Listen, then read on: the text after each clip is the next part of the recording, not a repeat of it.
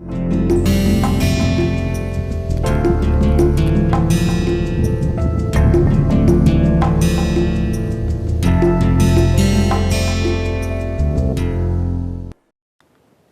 and welcome to the third session of our module on buyer behavior. So, we are in week 5 and this is lecture 3.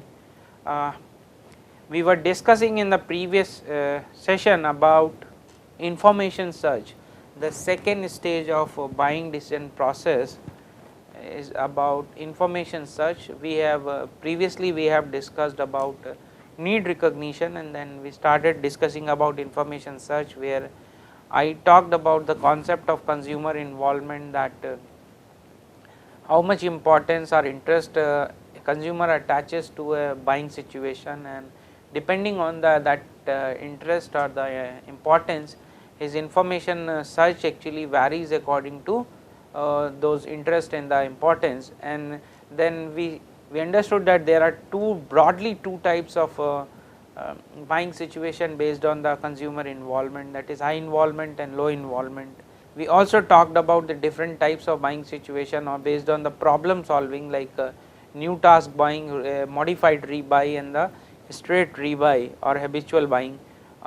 Then we have looked into the difference in the high involvement buying situation versus low involvement buying situation. In high involvement buying situation, you will see that the sequence of behavior is that you first know and then you basically form your belief or attitude and then you act.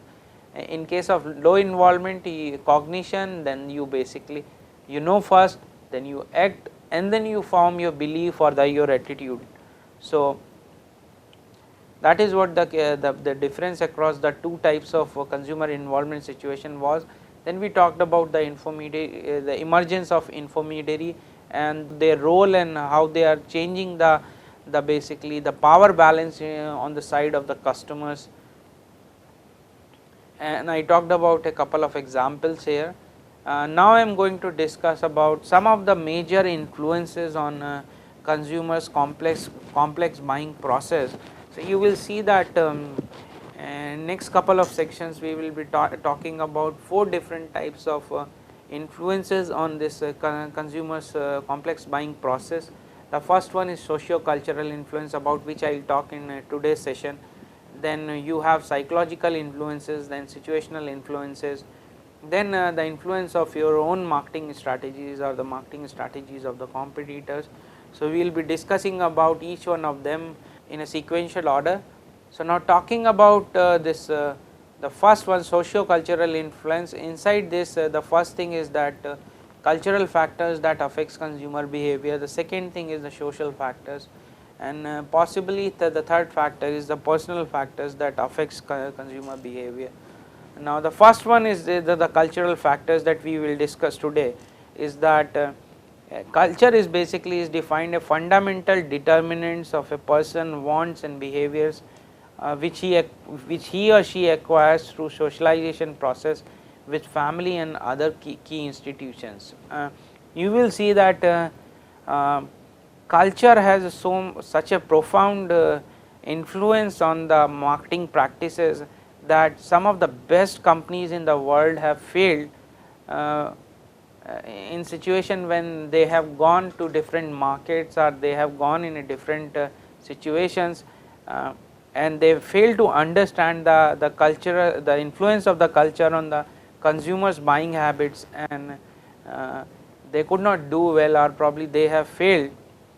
One example was Procter and Gamble's the initial unsuccessful attempt in Japan, where when they have launched their Pampers there, and you see that unlike US market, where these products are basically very thick in size because of the mothers are probably busy and they don't change those child pads so often.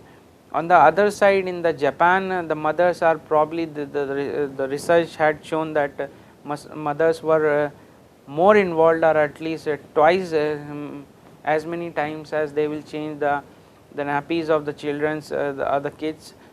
So they are probably having a bulky size, a bulky design of pads, or the nappies were not good, and that basically made this kind of offering from the PNG unpopular, and the market share was not very good. Later on, basically company understood the cultural difference, they came out with a very thin design of these products, and then they achieved probably they gained significant market share in those conditions.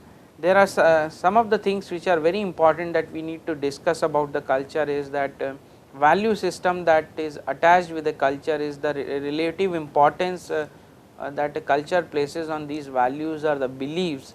Like you will see that in developed countries like or the western world, you will see this individual accomplishment is so important in the life of individual. On the other side, if you look at probably economies or probably country like Asian countries like India or China, you will see that the emphasis is more on the inner harmony.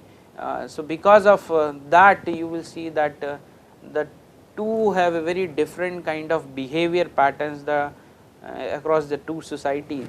Now there is a one classification of the culture where, by Professor G. Hofstede. You can refer to the web link and you can go and see.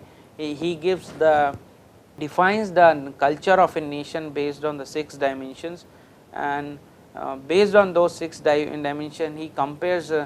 You can also compare the different countries. So you will find out that one of the dimension is the power distance. On that dimension, if you compare India with the US, you will find out that India has a very high score on the power distance compared to the United States, and you will see that the power distance means the kind of society has a hierarchical system and how much people accept the society, the hierarchy in the society. So those are basically the differences across the culture of various countries. You can go to the refer to this the website of this Professor G. Hofstede and understand more about this concept of the culture. Now you see that the thing that how the culture relates to the product is that being given here is that product attributes are the means to attain consumption specific values that allows to fulfill cultural values. As you can see that if in a culture that basically promotes a comfortable or enjoying life and having fun, then you will see that that cultural value, that the terminal value reflects into this instrumental value or the consumption specific value, where we will prefer a prompt service, a convenient service, and that will basically reflect into the product attributes like superior service quality. You will see that the influence of culture can be seen across so many examples. Like in India also we talk about that what Kellogg has faced initial when they came out with their cereal brands, and their positioning was like crispy crunchy cereals, but our habits of consuming the milk is basically mostly in hot form than compared to the cold form in the United States or some of the other western countries. So that crispy crunchiness of that cereals basically goes away when you pour a hot milk over those cereals, and this was basically a big difference that they have learned through the once they have found the consumer response was not very positive. Similarly, the Gillette has seen that the consumers were not so involved, or they do not give so much importance to shaving so much.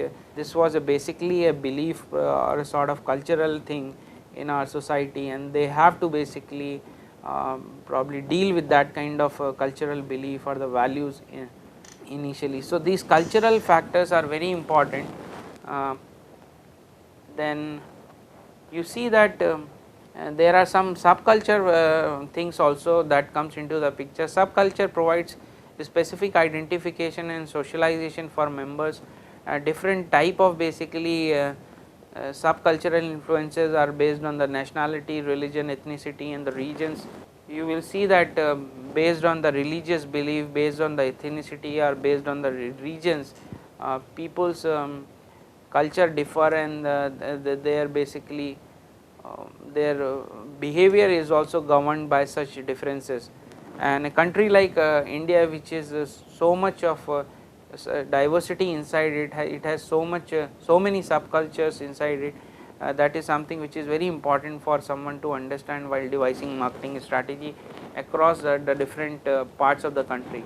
Some of the facts about the culture is that culture is learned through social institutions, like you learn about your culture, or being it is acquired by the children through their family members, their parents, their relatives. Formally it is also imparted through the education system in the school also. So, and then you also have this cultural norms basically directs the behavior of the individual. You will see that in some cultures, as I have already talked about, the inner harmony is being given more importance than probably a individual's accomplishment. So, accordingly a consumer's behavior will reflect those kind of cultural values. Cultural things are basically more enduring in the nature, they are dynamic. You will see that there will be a change in the cultural values over the period of time, and as cultures one culture come in contact with the other culture, the people from one culture goes to the place where there is another culture, you will see that there is a change in the cultural belief of the individuals, and you will see that the culture is something which is shared by the masses, or most of the, it is a widely shared thing. Another factor that affect basically the consumer behaviors is that socio-economic classification. In India basically this the socio-economic classification, the latest classification of India in both urban as well as rural population classifies the Indian population in 12 categories, and this classification is based on the occupation of education of the chief, there is a typo here, education of the chief wage earner and number of consumer durables, and basically the land held by the agricultural land held by the individual. So, this is the classification. You can see that a major part of the basically population lies after this class of C actually. So, that reflect basically what you say is basically classification or the distribution of the population which is tilted more towards the lower strata of the society. Then you have another basically influence on the consumer behavior, which is reference group, a group that directly or indirectly exert influences on subjects' attitude or behaviors, and the reference group basically influence the consumers in possibly following ways, that the reference group exposes the individual to a new type of behavior or new type of lifestyle. You will see that when you join basically a certain group, then probably being you have to abide by the norm of that group, you basically acquire certain type of products and basically certain type of lifestyle. The reference group also affects our beliefs and our self concept, and there is always a peer pressure of conformity through the reference group. So, there are different types of reference group, formal or informal. Sometimes we have formal groups, like we are being employee of a certain organization, but many a times there are informal groups, like among the friends or among the family or within the society, where the group membership is not has any formal sanctity. Then there are aspirational and dissociative groups, in the sense like there are groups that we as individual wants to join, and then there are groups which we wants to avoid actually. Then we have influence of family. Family is something very important, and as we have also talked about that individual learns a lot from the family. the cultural values are transferred into the individuals through their family. So influence of families is very important. We classify family in two types, basically family of orientation, that your parents and the siblings, and family of procreation is basically your family of your spouse and your childs. You will see that majority of your beliefs about the economy, politics, religion, they are basically from that you acquire from your family of orientation, that is your parents, your siblings, or your other relative from your parental side. On the other side, you will see that your day to day needs are probably driven more by your family of procreation, that depends, as we have seen in the example of car, that the car is being purchased keeping in mind the need of your spouse and your children's requirements, day to day requirements. Some of the changes which are happening in the Indian society with respect to this influence of family, which needs to be understood, is that we are probably seeing that more of nuclear family today than probably joint family. That was the norms, that was the norm in the earlier days, and because of this nuclear family, you will also see that both the spouses are working, and this is also leading to a basically certain kind of situation where new business opportunities are coming out. So you see, because of the working women are there, and because of that, particularly in metro cities, you will see that new business in the form of food supply, new business in the form of child's daycare, they are coming into the picture because of these changes in the society. Then another factor that affect basically the consumer is basically their role and status.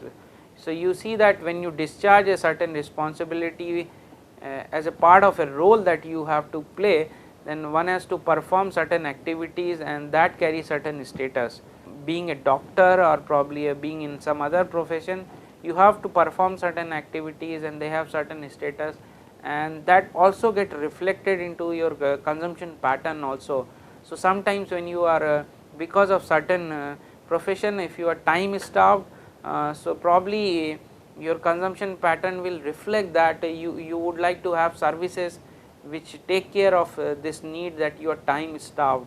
So you would like to have a bank account where probably you can go after the regular bank timing of 9 to 5:30. They remain open after the usual time. Selection of an offering reflect basically the role and status in the society, that from which class basically we are coming from. Status symbol is basically potential for new offering. You will see that many a times marketeers come out with offerings which are targeted to suits the specific status symbol of the individuals. So we talked about the cultural factors, we talked about the social factors, and the third factor that affects the consumers behavior is the personal factor, inside which comes these different variables like age, life cycle stage, profession, assets, wealth of the individual, personality, values, lifestyle, and self concept. You will understand like age has a very profound effect or influence on the consumer behavior. An individual in the age group of 20 to 30 may not, when he has just started working, he may not think so much about being retirement plans, but some are probably think about a life insurance plan. But however, someone who is in the mid 30s, in the age group of 30 to 40 with a family, he will think about the security of his family, he will think about his retirement and all that, so his child's education. So you will see that the investment pattern in your age group of 30 to 40 will be different from the investment pattern in 20. Maybe, I mean, we cannot specifically say, but in general what may happen, that people in their 20s, bachelor, just started, are probably earning handsome money, maybe more risk taking in terms of their investment. On the other side, the person in their 30 to 40 might be more conservative. Then we also see this is basically the age and the life cycle stage we were talking about, where we are basically in our life cycle. whether we are an individual, we have a family, or what kind of responsibilities we have towards our family and the society. So depending on that will also affect our consumption pattern. We talked about the profession based thing, like personal factors that comes into the picture. Then the kind of wealth you have, the kind of income levels you have, that will also affect.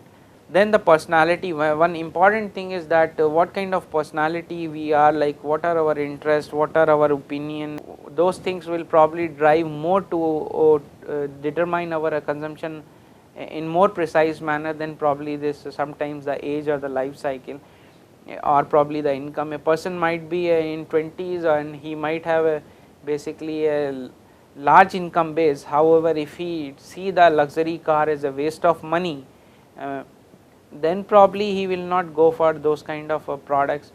On the other side, a person who might have a slightly lesser income, or probably lower or higher age, whatever age group he is, but if he fantasize or probably he dream to have a luxury car, then probably based on these personality traits he may like to have that kind of product with them. So these are the important factors, these three important factors from the socio-cultural side that affects the consumer behavior, which includes the culture, social factors and the personal factors. With this I conclude this session here, and when we will meet into the next session, we will talk about the psychological influences on the consumer behavior. Thank you very much.